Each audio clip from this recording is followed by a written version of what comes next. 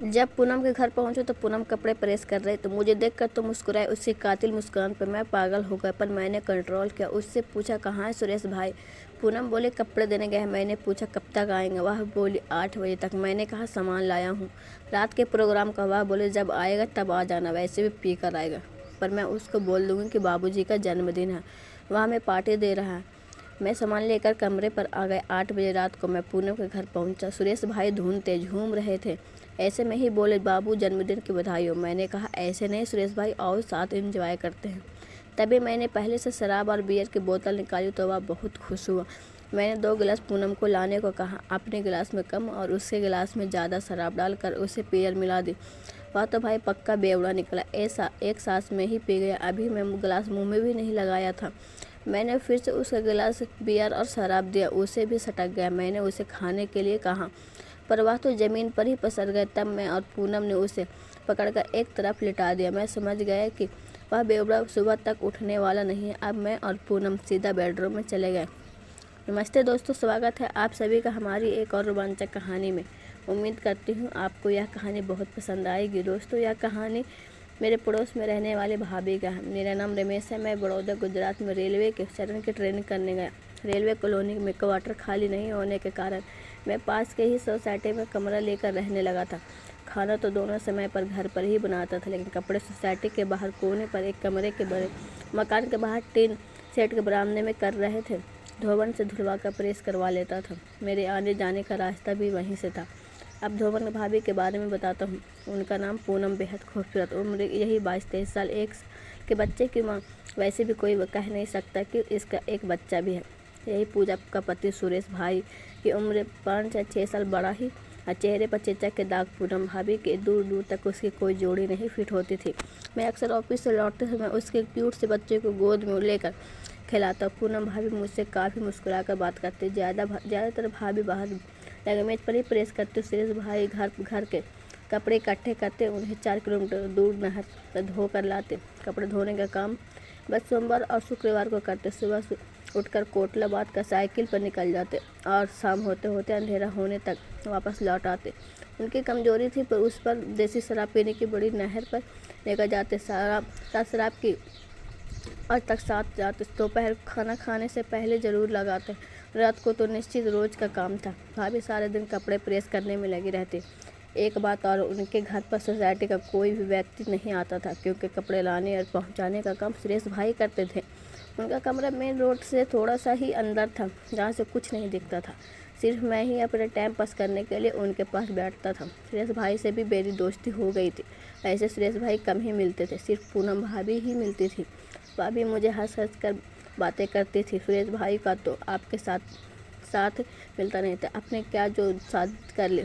वह उदास हो गई। मैंने सॉरी बोला। मेरे पूछने पर बुरा लगा हो तो वह एक साथ गहरी सांस लेकर अपनी आप बीती बताने लगा। सुरेश भाई, मेरी शादी इससे मेरी मर्जी से नहीं है। इससे मुझे मेरे पास 10 लाख रुपए देकर खरीद कर शादी किया। इसकी पहली लुगाई मर गई थी। मेरे घर में मेरा बाप ही था, वह भी शराबी। मैं बचपन में ही मर गई थी, जब मैं छोटी सी थी।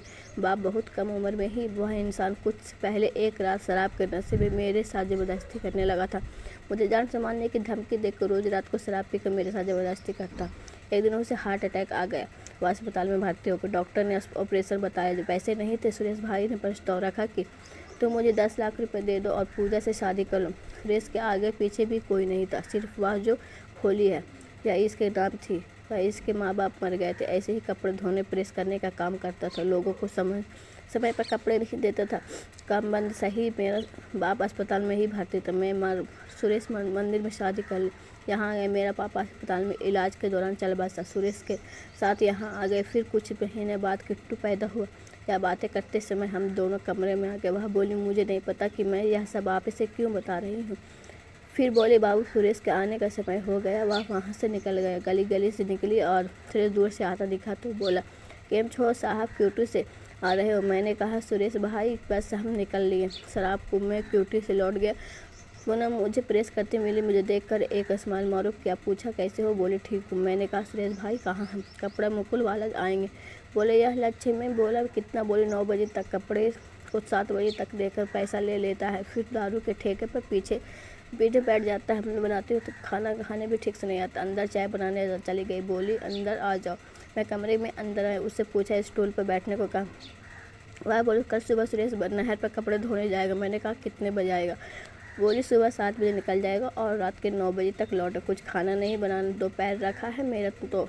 सुरेश शाम को जब भी लेता है तो नशे में खाना भी नहीं खाता, बेहोश होकर बिस्तर पर गिर जाता है। मैं बोला फिर बात करता हूँ। फिर से अपनी कहानी सुनाने लगी। अभी भी कर रहा था, साथ ही लेकर आया। यहाँ भी लेगा, नशे में गिरता था तो बेहोश होकर ऐसा ही होता है कि उसे होश नहीं आता, चलते मुंह पर पानी छींटे मारकर यही मेरी जिंदगी आगे। बोली बाबू रात को इसको इतना भी होश नहीं रहता कि मुझे कोई अगर प्यार कराए तो कल सारे दिन मैं अकेली रहूँगी। भैया चाय पिएगा तब मैं उसके लिए खाना बनाकर टिफ़िन तैयार कर लूँगी, तभी निकल जाएगा।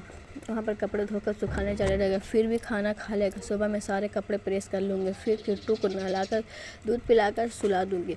मैं समझे मुझे निमंत्रण मिल रहा है। मैंने कहा मैं ऑफिस से जल्दी 11 बजे आऊँगा। हम दोनों ने किया। मैंने कहा कल खाना साथ में खाएंगे, कल निकल जाएंगे। मैं ड्यूटी पर चला 11 बजे। फिर एक शराब की बोतल खाने के लिए होटल में तंदूरी चिकन, बटर चिकन, शाही पनीर, चपाती और किट्टू के लिए कट ड्रेस, चॉकलेट, दूध पीने का एक शानदार बोतल खरीद कर लाया। पूनम मेरे इंतज़ार कर रही थी। बोली कितनी देर लगाते हो? प्रेस का काम खत्म हो चुके। मैंने कहा हाथ का पैकेट उसे पकड़ा दिया। उससे पूछा इसमें क्या है? मैंने कहा खोल कर देख लो। उसे खाने का पैकेट कर, फिर किट्टू की बोतल देखी, फिर आखिर पैकेट खोला तो उसमें कपड़े के देखकर खुश हो गए। उसकी आंखों में आंसू आ गए। मैंने उसे खाना खाने के लिए कहा, उसने खाना थाली में परोसा। इतने में मैंने उसे एक गिलास और पानी लाने को कहा। फिर अपने शराब की बोतल निकाली। पूनम यह देखकर बोली अब भी? मैं बोला तुमसे मिलने की खुशी अब थोड़ी पीने का मन कर रहा है। मैंने अपनी क्लास में एक पैक बना लिया और तब मैंने वैसे ही पूछा आप भी लोगे? वह बोली मैं ज़िंदगी में आज तक नहीं ली, पर आप मुझे जहर भी दोगे तो मैं खुशी खुशी पी लूँगी। मुझे आपके साथ कुछ ही दिनों पूरे जीवन का आनंद मिल गया।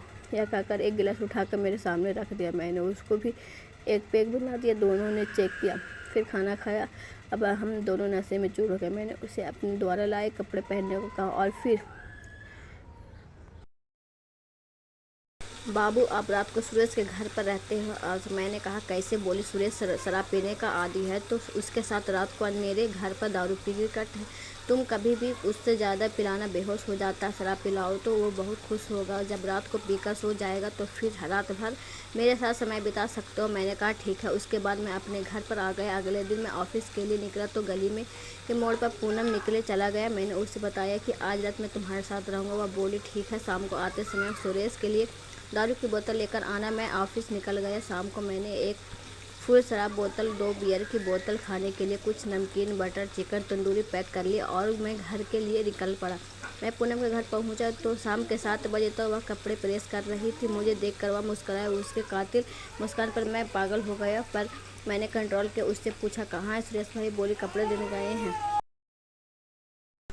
मैंने पूछा कब तक आएंगे? बोली 8 बजे तक। मैंने कहा सामान लाया हूँ, रात के प्रोग्राम का। यह बोली जब वो आएगा तब मैं एसिडिटी कराएगा, पर मैं उसको बोल दूंगी कि बाबू का जन्मदिन, वह पार्टी दे रहा है। मैं सामान लेकर कमरे पर आ गया। 8 बजे रात को मैं पूनम के घर पहुँचा। सुरेश भाई झूम रहे थे, उसी में ही बोले बाबू जन्मदिन की बधाई हो। मैंने कहा ऐसे नहीं सुरेश भाई, आओ आगे एंजॉय करते हैं। तभी मैंने पहले से शराब और बियर का 2 गिलास पूनम को लाने को कहा। अपने गिलास में कम और उसके गिलास में ज़्यादा। भाई पक्का बेवड़ा निकला, एक सांस में ही सटक गया।